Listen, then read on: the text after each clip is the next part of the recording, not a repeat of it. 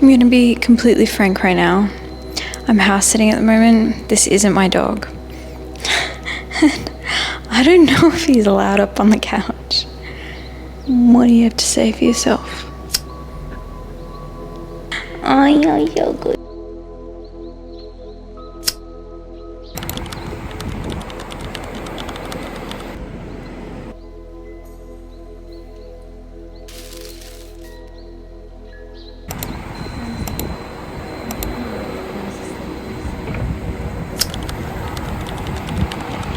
I know the lighting isn't desirable and the framing probably isn't either, but this is the best I can do, and I hope you enjoy my other really pretty shots because I'm not moving. So for those of you who don't know me, I am Maya. I am an illustrator and woodworker based here in Adelaide, Australia. For those of you who do know me, you will know that I have not posted in a very long time. And I'm pretty sure the last video I was hinting at redoing my brand professionally, ready for my next market. So I did do that. I have had a rebrand, which I will show on the screen for you now. And I might go into that a little bit in this video, but actually what this video is about is not a lot to do with my art business. It is a little bit, but it's more to do with, I guess, my soul. I think the world we live in today promotes a lot of hustle culture, a lot of you should know exactly what you're doing every second of every day, and that you should be punishing yourself through perseverance and determination to gain success. But ultimately, that might lead you to a situation where you have success, but maintaining that success is also a punishment.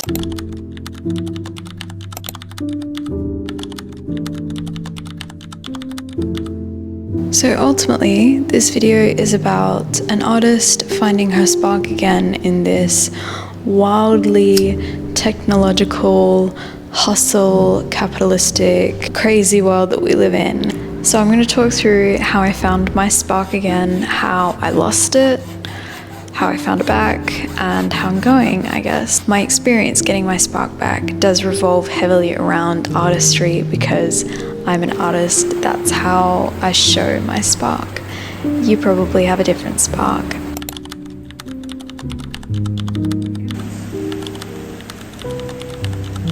I fell down a hole, and I wouldn't call it burnout because I still had drive.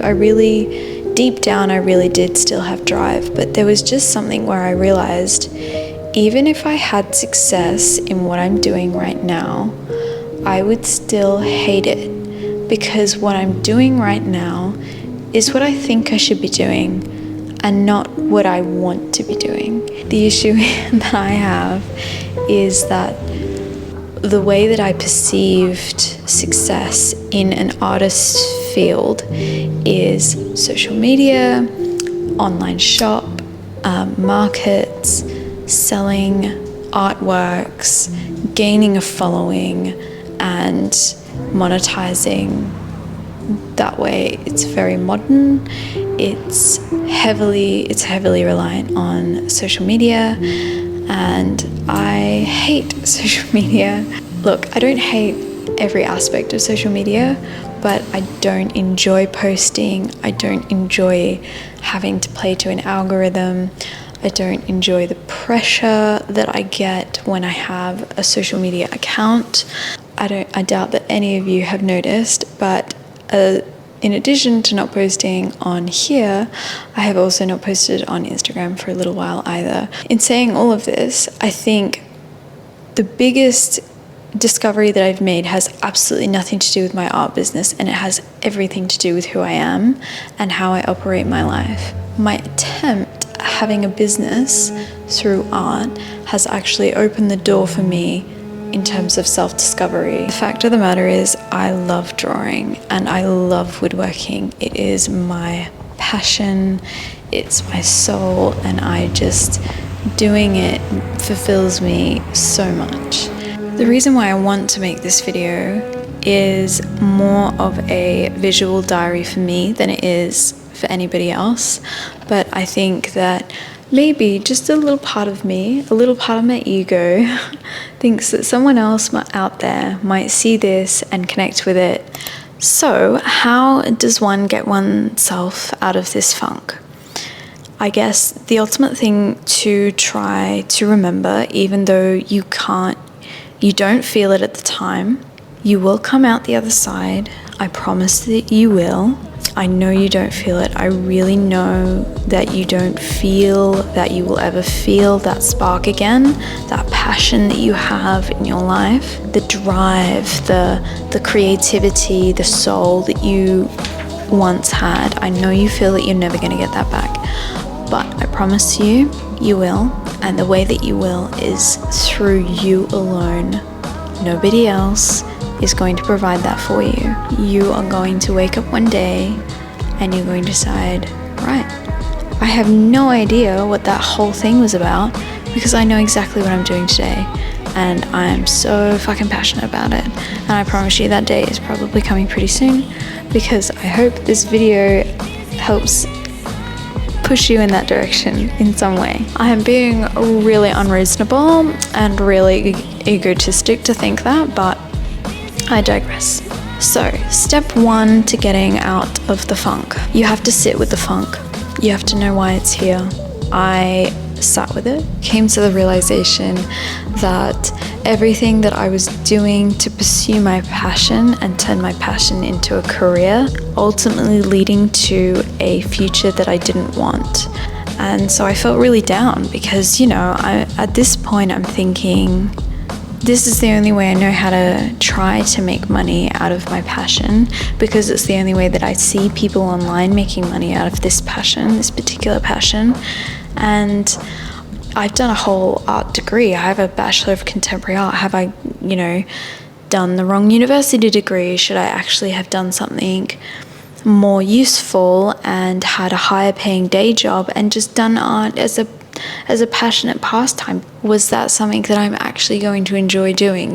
Lots of really serious thoughts that really led me nowhere, because I didn't know the answer to any of those questions. The one question that I needed to focus on to get out of my funk is, what would success look like for me? What does success look like for you? And then actually pursue that goal, because ultimately success for me does not look like spending every day curating a perfect Instagram post. That's not what I want success to look like for me. What I want success to look like is getting to spend every day tinkering and creating wooden artworks, creating wooden pieces, or drawing, or sharing my art with people in person, talking to people in person, perhaps even teaching people how to do what I do, perhaps even opening up about this side of life. If success for me looks like creating every day and getting money off of it and being supported financially so that I can live my life doing these things, then why would I not do that every day? Are we starting to see the web forming here? I want this particular success, so I'm going to pretend that I already have it.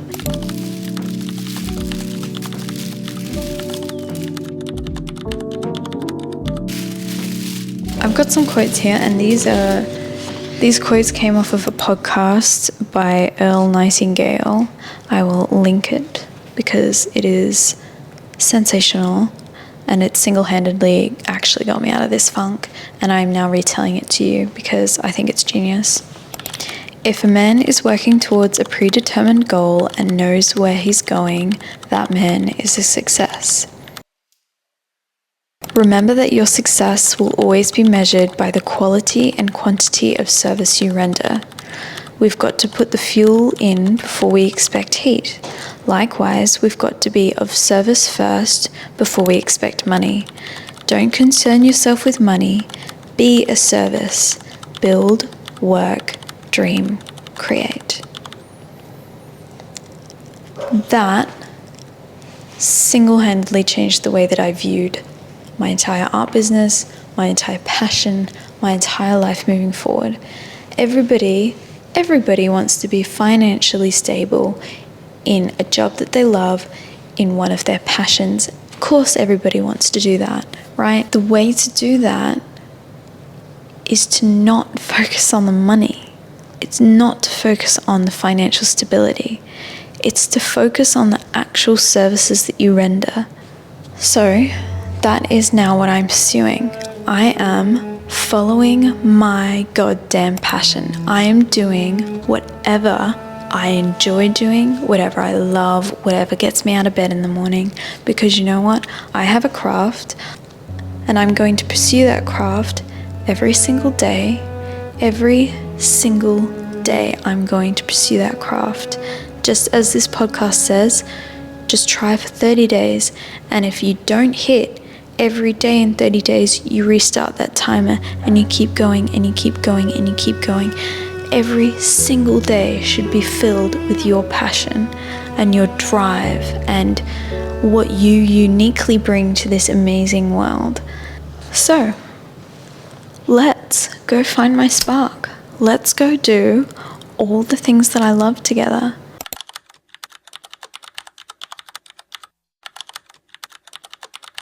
If you focus on the positive, then the positive will grow. And you'll feel better anyway. And if you feel better, then guess what? You're going to probably do more and you're going to do better. So, I'm just saying, don't be a negative Nelly. You've got this. And if you don't got this, then I'm going to help you out, okay? I'm here for you. The only thing I want to conclude with here, life is and always will be a constant ebb and flow. There will always be ups and downs. It's just about harnessing the ups and creating strategies to see that the up will come when you're feeling down. Growth happens when you're not watching. And if you need evidence of that, I have little saplings over there. I don't know if you've seen them in any of the shots yet, but I will film some shots of them. Those little saplings, I have never seen them grow, obviously, because they grow really slowly. But I will go to sleep and I will wake up in the morning and boom, there'll be another little leaf popping up out of the soil. It is only when my eyes are closed to the growth that's going on in the background that the growth happens. You won't see yourself growing. You're going to turn around and you're going to look back at what you were doing. And instead of feeling pressure, you should feel proud, because you're only trying to be who you were always meant to be.